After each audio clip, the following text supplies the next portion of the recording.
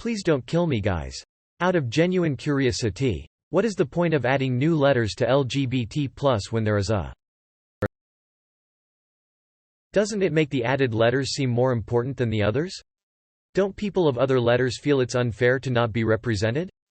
Doesn't adding new letters lead to eventually include them all and end up with a ridiculous unpronounceable word? Edit. I was only dreaming of saying that, but holy shit, this blew up. Guys, thanks for such a response, you are amazing. And you destroyed my notifications open mouth smile and I can't read any new comments. Sorting by new shows, no comments. There have been movements within the LGBT+ community trying to exclude others. So some people try to explicitly include more letters so emphasize that they're not excluding anybody, not that that's stopping anybody.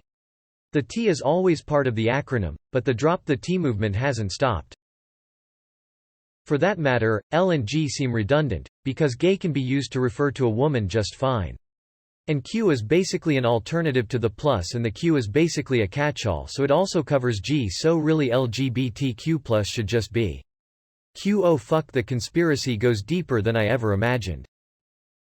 What if it were Q and non-binary folk? Like QAnon. That's a mouthful. What about QAnon? That has a nice ring to it. This is kinda why I prefer GSRM, gender, sexuality, and romantic minorities. Short, sweet, and to the point, with no worries about who is or isn't listed. However, it's not as well known of an acronym, so using it typically means having to explain it.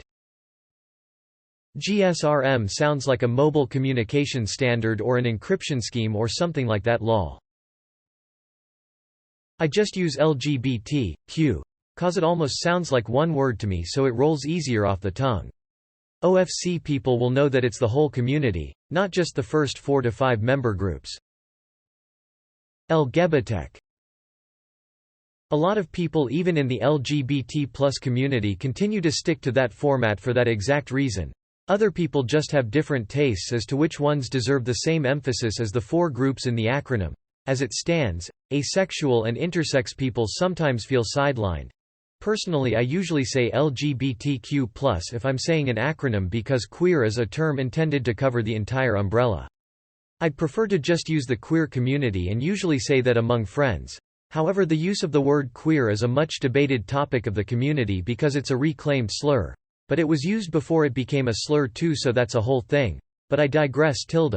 Then of course you've got people who want to split the community and exclude certain subgroups, often due to bigotry against certain them. You see some transphobic gay and bi folks use just LGB and that sort of thing.